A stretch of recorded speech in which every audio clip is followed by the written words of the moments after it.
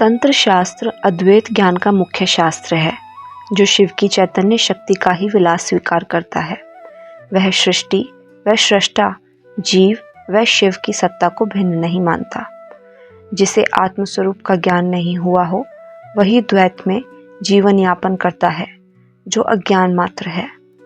विज्ञान भैरव इसी तंत्र शास्त्र का प्रमुख ग्रंथ है, जो भगवान शिव द्वारा भैरवी को दिए गए उपदेशों का सार है।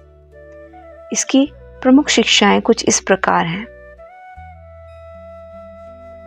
ईश्वर के 5 कार्य हैं: सृष्टि रचना, स्थिति और संहार करना, तथा तिरोधान व अनुग्रह भी उसके कार्य माने गए हैं।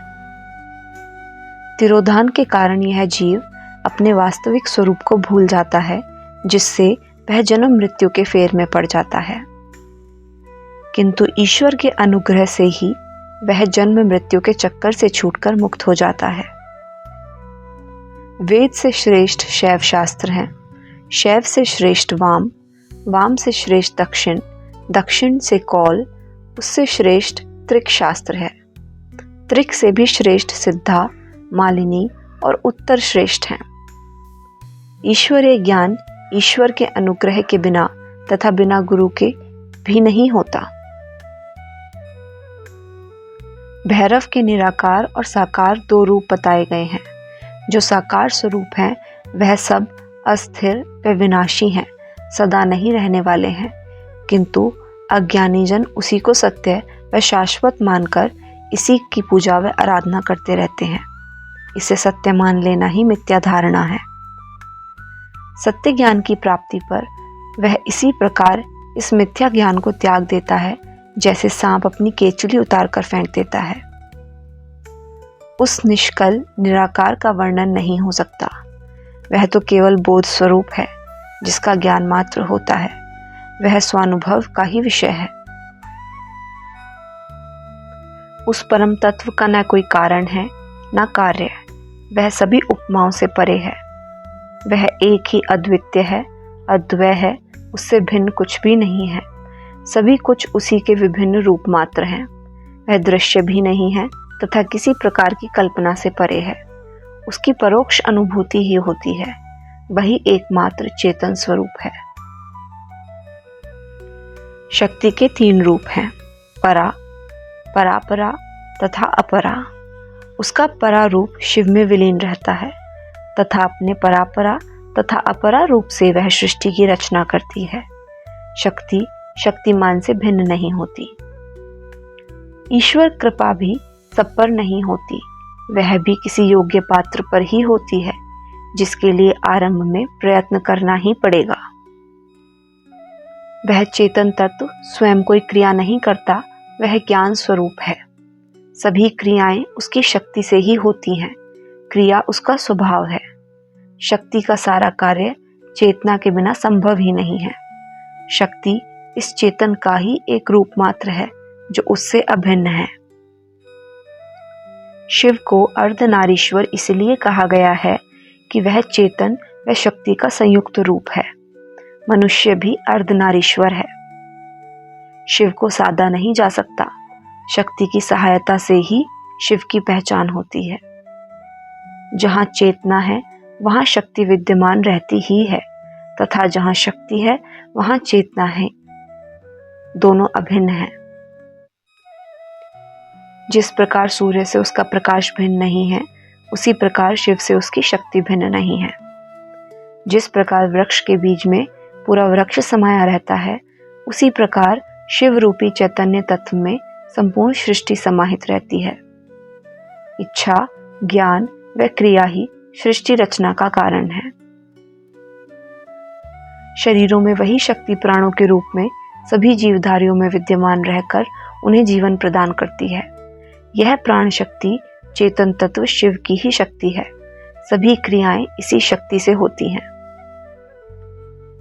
प्राण और अपान के मध्य का जो अवकाश है, उसमें धारणा को स्थिर करने पर शिव तत्व का ज्ञान हो जाता है। जब सभी विचार बंद हो जाते हैं, तो उस शांत अवस्था को ही समाधि कहा जाता है। वही शून्यता की स्थिति है। उसी में आत्मानुभव होता है। यह संसार मन की वृत्ति के अनुसार ही दिखाई देने लगता है। किसी को यह स्वर्ग से भी सुंदर दिखाई देता है तो किसी को इसमें दुख ही दुख दिखाई देते हैं। उन्हें सुख कहीं दिखाई नहीं देता। ध्यान साधना आरंभ में स्थूल वस्तु से आरंभ की जाती है तथा क्रम से सूक्ष्म में करते हुए बढ़ते जाना चाहिए। अंत में वह स्वयं शिवरूप हो जाता है। यह परम ज्योति ही शिव व शक्ति स्वरूप है, जिसका योगी प्रत्यक्ष दर्शन करता है, जिससे उसकी भेद दृष्टि समाप्त हो जाती है। यही अद्वैत अवस्था है। शरीर के भीतर एक अनाहत नाद निरंतर चलता रहता है, जिसे योगी लोग गहरे ध्यान से सुनते हैं। यही शब्द ब्रह्म का स्वरूप है। इसी के बाद वह परम ब्रह्म को प्राप्त कर लेता है। संगीत शास्त्र में प्रवीण व्यक्ति अनायास ही मोक्ष प्राप्त कर लेता है। यह ओमकार ही ईश्वर का वास्तविक स्वरूप है। सोहम यह भी प्रणव का ही स्वरूप है, जो हृदय में निरंतर चलता रहता है। हम इसी की उपासना करते हैं। सांसारिक पदार्थों का अस्तित्व भी उस परम चैतन्य से ही है, जिससे वे उससे अभिन्न है। उससे भिन्न किसी की सत्ता नहीं है। भिन्नता की सारी प्रतीति अज्ञान के कारण ही होती है। जिसे उस परम तत्व की अनुभूति नहीं हुई, वही इस मिथ्या जगत को सत्य मान लेते हैं। ज्ञान की साधना ही जीवन को उच्चता देती है। केवल यह चेतन आत्मा ही सत्स्वरूप है, अन्य सभी मिथ्या है। इस सत्य को जो ठीक से जान लेता है, वही ज्ञानी कहा जाता है। मन को किसी एक स्थान पर केंद्रित करना है। विधि कुछ भी हो, उसका बार बार अभ्यास करने से चित्त की चंचल वृत्ति शांत हो जाती है। इस शांत अवस्था में ही उस चैतन्य की अनुभूति होती है। स्वयं को जान लेना ही परमेश्वर को जान लेना है। दोनों एक ही चेतन तत्व के दो नाम मात्र हैं। मुक्ति का अर्थ ही है परम स्वतंत्रता। यही परम ज्ञान की स्थिति है। यह सारा जगत स्थूल, सूक्ष्म व पर रूप में विद्यमान है। बाद में आविर्भूत होने वाला पदार्थ अपने पूर्ववर्ती कारण तत्व में विद्यमान रहता ही है। जैसे बीज में पूरा वृक्ष सूक्ष्म रूप में विद्यमान रहता ही है, अन्यथा वह प्रकट कैसे हो सकता है। इस प्रकार विश्व के सभी पदार्थ अपने कारण तत्व में विद्यमान रहते हैं। अतः ये सभी परमेश्वर की स्वतंत्र शक्ति का ही विलास है। भगवान शिव अपनी दो शक्तियों की सहायता से ही सृष्टि की रचना करते हैं। ये हैं चेतन व शक्ति। जिस प्रकार दो अरणी लकड़ियों को रगड़ने से अग्नि उत्पन्न होती है, उसी प्रकार उन दोनों शक्तियों की सहायता से ही जगत की रचना होती है। शिव इन दोनों का स्वामी है, वही परमेश्वर है। यह सारा जगत मन के द्वारा ही कल्पित है। मन की विभिन्न वृत्तियां ही संसार की कल्पना करती हैं। मन जैसा देखना चाहता है, संसार उसे वैसा ही दिखाई देता है। मन के परिवर्तन से संसार अपने आप बदल जाता है। उसे बदलने का कोई प्रयत्न नहीं करना पड़ता। मन के विलीन होने पर संसार भी विलीन हो जाता है। संसार बाधा नहीं है, यह मन ही बाधा है।